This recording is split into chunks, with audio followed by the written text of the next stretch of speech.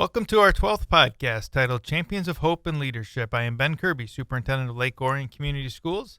The inspiration for this podcast comes from the amazing people that have shaped me, inspired me, and given me hope as I have navigated my career as an educator. And more importantly, the people who I have witnessed be champions of hope and leadership for the tens of thousands of students and adults that I have crossed paths with throughout my life. Today on this episode, we have certainly a champion of hope. We have Mr. Norman Wright. He's a veteran teacher with us at Orion Oaks Elementary, where he is seen as a tremendous advocate for children and a leader amongst the staff. As a teacher, he is truly a champion of hope. Because of his impact, he was selected as the Elementary Teacher of the Year for Lake Orion Community Schools. And in addition to that, he was also selected as the Oakland County Elementary Teacher of the Year for 2024. Mr. Wright, thank you for being here. Tell us what it feels like to be recognized as the Elementary Teacher of the Year for Lake Orion Community Schools. It's great. It was such a surprise, though. I was not expecting to be recognized. But it's truly an honor. Yeah, and this is something that happens annually. Do you know how that all comes about, like how it's chosen that you are the person and the nominations and all of that? I know, the principal sends out something that says, hey, who do you want to nominate? We send in names, and because I've nominated colleagues in the past as well. So, and then it goes through, parents submitting letters or students submitting letters, and so. Yeah. So, Mr. Goria, your principal, he had a lot of things to say. They had quite an event for you. Do you remember that day? Of course. Yeah. So there was some special people there. Do you remember who all was there that you wanted to recognize? Yeah. My mom and dad showed up, and good family friends of mine that have, helped me to grow up. I call them my brothers and sisters. They were there. I was super duper surprised to see my dad walk in the door. So that was quite an emotional moment for me. Yeah, it's awesome. Yeah. So are they from around here? Yeah, they live near me within about 15, 20 minutes. They've been an important part of, what I've gone through. I remember, telling my dad that I wanted to get into education after, a first career. And he's like, well, if it makes you happy, then, I'm all for it. So just to, stop and start completely over in a career, that's scary, but I found out it was the best thing for me. Yeah, that's great. Now, was your father an educator? No, not at all. Okay. We grew up in the South. So I was born in Mississippi, and he drove a tractor for most of his life. And he lived on a big open field, cotton field, cornfields and things around. So just nice open area. We played, and did different things outdoors always. Sure. But yeah, that's what he did. Just, drove a tractor. Okay. All right. Awesome. Yeah. So I do remember your parents coming in. I remember some of the special guests.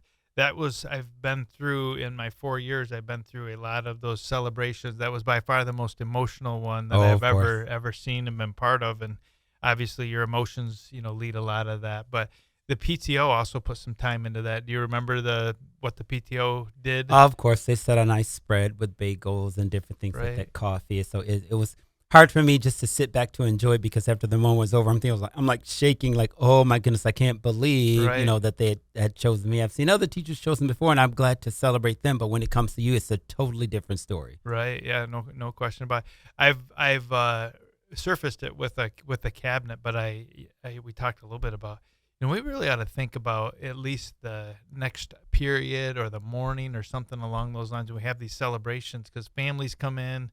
They want to go to breakfast, so they all go celebrate, but our teacher sticks back and Right. does their magic in the classroom and stuff. So it just feels like maybe we should do a little something to give you permission to celebrate with your families a little bit more. But it's great, though. I always have found, when I get back to the classroom, because it's what you do naturally as a teacher, you kind of settle things down. That helped me to get myself back to a sense of normalcy, because I knew that I had a job to complete. So just to go and celebrate the rest of the day, my emotions would have run super duper high. So the kids help to ground you and get you back to reality. Right. Gotcha. Good. Now, do you know how you were nominated?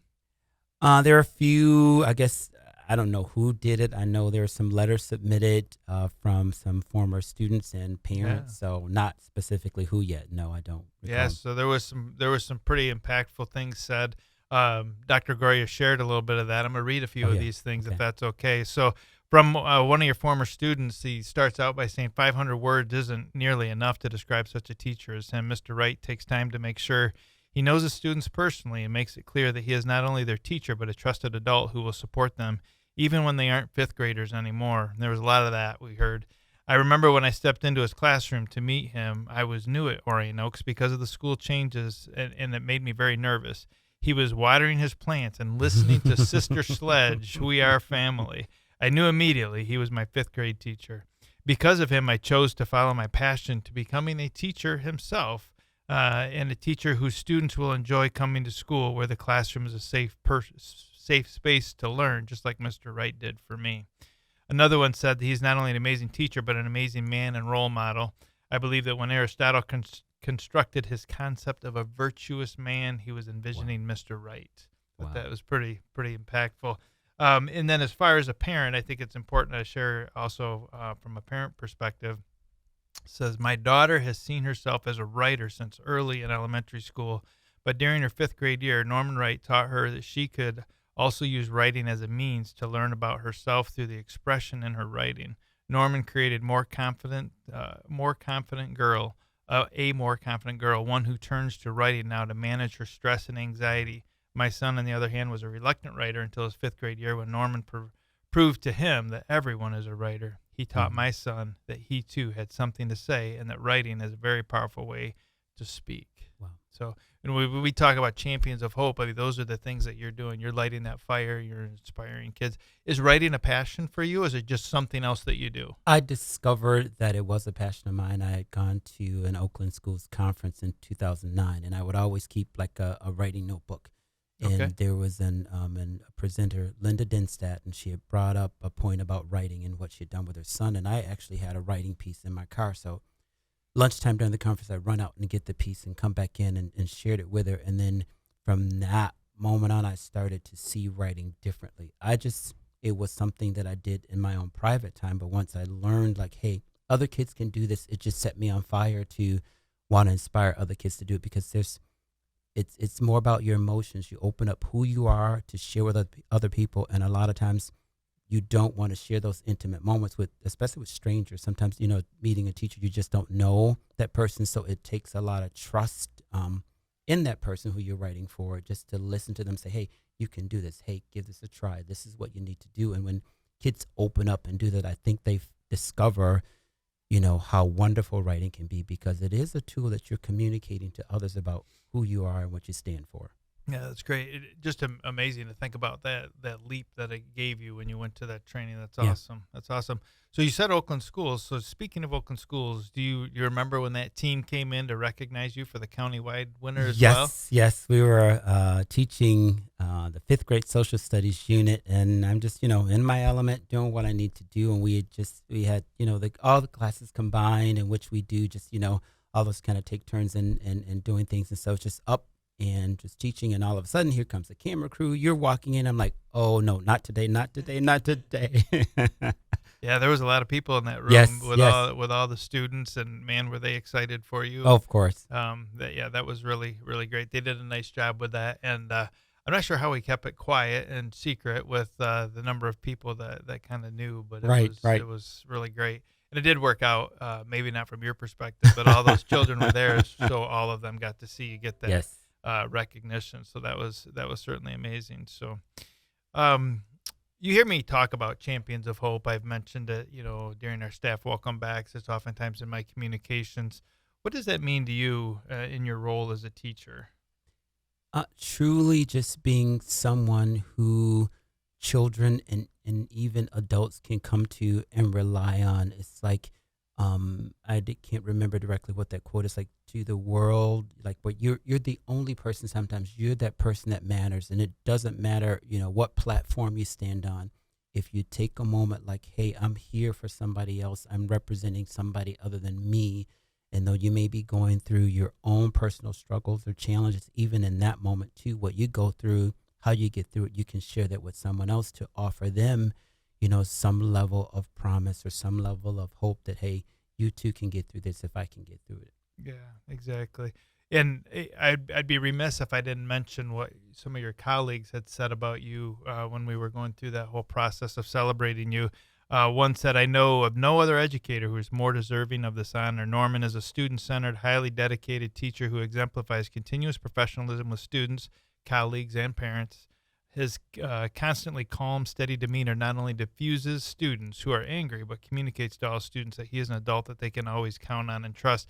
And like you just mentioned, like not only do students count on you, but staff certainly does too. And I appreciate it putting that into that, conversation around the Champions of Hope, because it isn't just about students, but it's about each other, because Right. we're in a tough profession. Oh, definitely. And it definitely isn't easy.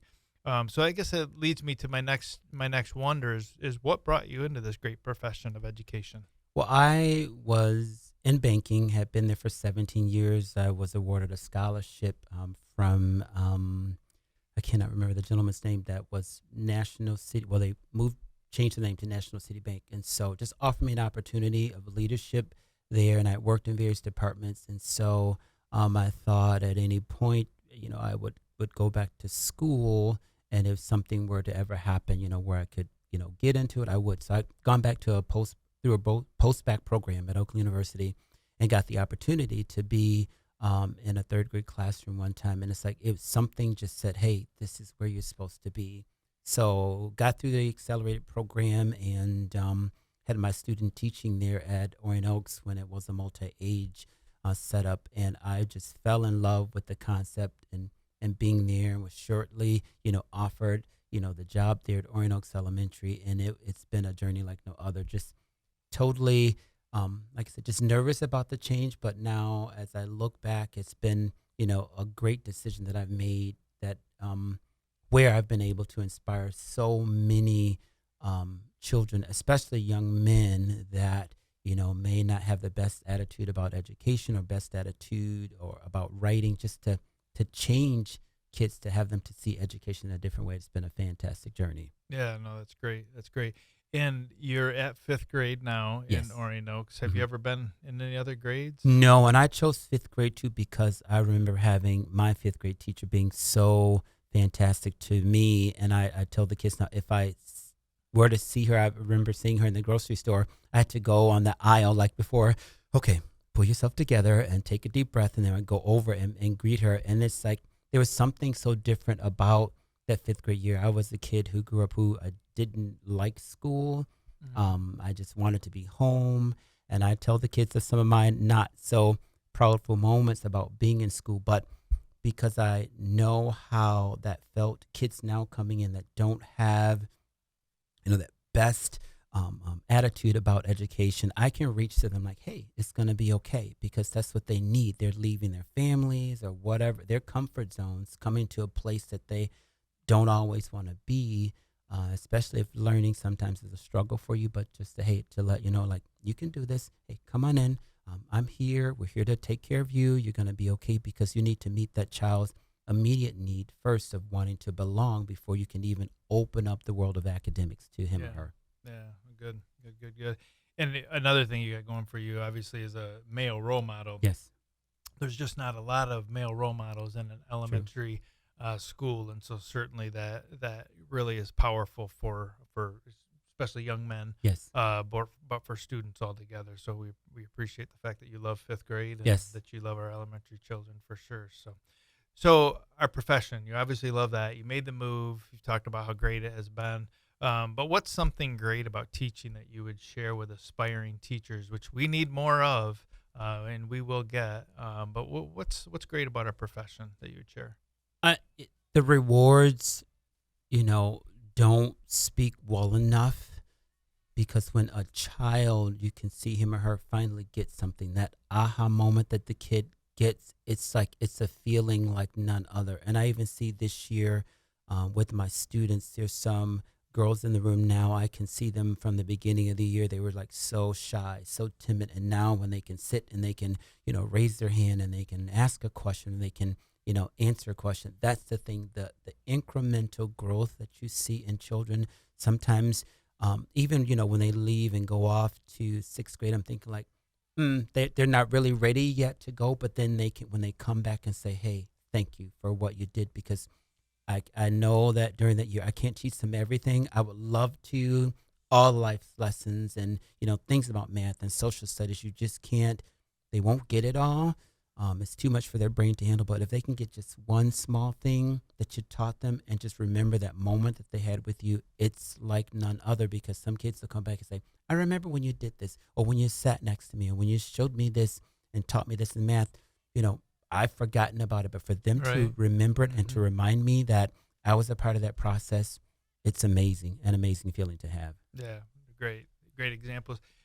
I think that's one of the things that's different about education is our affirmations, and the thing that makes you feel great are those things that it's not every day, but you down the road when students come back and they visit you, or they send you a message, or they see you in the store, you're like, yeah, okay, I made an impact there. Definitely. So yeah, for sure. I think I felt that in my career a lot as an assistant principal, just because you really get some deep relationships with some of the same students over and over, and you probably have experienced that too. Definitely. Certain students have more needs than others. Definitely. So what are some other ways that you interact with children outside of the classroom? I am involved in, community things.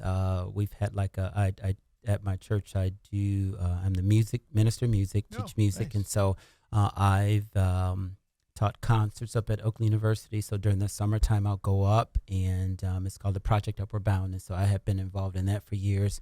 I'm now involved in the Math Corps program. It's part of, I can't remember, I think Wayne State, but now they have a site there at Oakland University. So I spend my summers going up, and I play math games with the kids. And so even some of the things I do with them in fifth grade, some of those same games with the kids. And it's the relationship building. I'm there with them, have lunch with them. We go outside, we'll play. But so just being involved in a lot of different things in my church and in my community as well. Yeah, no, that's awesome. Speaking of community, obviously next month is teacher appreciation and so on. And, we try to show different ways to be appreciative. But from a teacher perspective, what's a great way or strategy or a couple things that community can do to support teachers? Like, what makes you happy, not only during that month, but during your hard work that you partake in?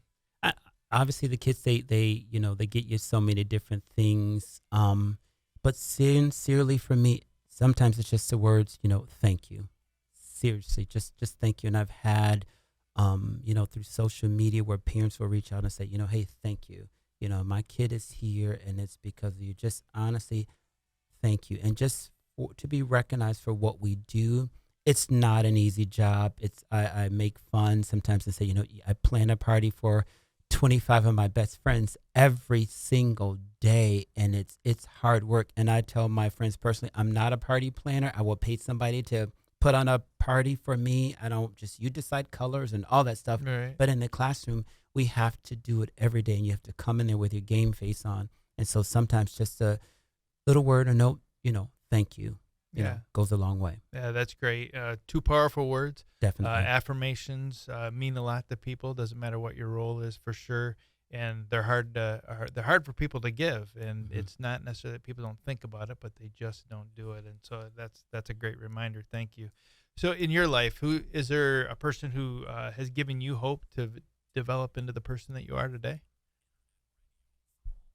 So many people in my family, they've been my strongest supporters, but I can remember back from my sister who recently passed away with breast cancer. She was like my number one fan. And I remember, just as far as that element of teaching, my mom always tells me this story, like I taught my sister how to walk when it was so hard for me to even trust my own legs to walk. She said it took me so long to do it myself, but I just stood my sister up, by the door. And I just told her, I just said, hey, come, Ann, come here. Her name was Barbara Ann. And so I would just call her by a middle name. And she just came walking to me. So, awesome. And that reminds me of like my first actual experience with being a teacher, is just showing my sister like everything that I, knew how to do. And so my mom raised us both like to always to look out for each other. So I guess I've always had that inside of me to take care of somebody else other than me and to look out for somebody else other than me. So that's where that spirit truly started. Yeah, no, that's awesome. Thank you for sharing that memory. You're welcome. That is so cool. And sorry for your loss, but thank you. Glad you have some good memories. Definitely. For sure. Any teachers that you had in your past that really were champions of hope for you? I remember just my instructor from Oakland University. She came in and she said, "You've got to, if you can get that toughest student in the classroom, and you can win them all over." So she has been one, and then the fantastic team that I've worked with over the years at Orion Oaks, because I came in obviously not with any teaching Sure. experience, just only from what I've, the schooling, and then from what I've done in the community. So I've worked with some fantastic educators at Orion Oaks who I learned so much from. They taught me a lot. All the tricks and trades I've picked up from those people, and I stand on their shoulders to be the educator that I am today. Yeah, and there's so many of them that lean on you Of too. course, Yes. of course, yeah. We're a support team for each Yeah, other. you guys are a strong team. There's no question about that. So, strong responsibilities. You have a responsibility now to speak in front of a large audience at the Oakland School celebration. Yes. How do you feel about that? A little bit nervous. I've not decided what I'm going to say yet, but it'll come together, because It I will. remember speaking at the Dr. King program at the high school to a couple of years ago, and you just sit, you plan out what you're gonna do, and honestly, I always think if you speak from your heart, you can't go wrong. You can't go wrong sharing Right. your own story, so, and the experiences you've been through. So I think that makes it easier when I can just tell my own story. Yeah, absolutely. And I'm sure you'll do an amazing job. I Thank sat you. through a number of those speeches, and you're right; those ones that are from the heart and sharing about the profession and the difference that you get to make. Really, it's really good. I know you're going to do a great job. I'll be there rooting you on. Thank you. And we're looking forward to that. So, well, thank you for being here with us. Thank you for the inspiring work that you are doing with our students. You are a true champion of hope for our students and staff both, and we really appreciate your work.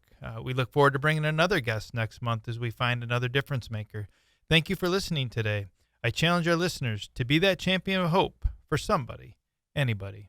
Go Dragons.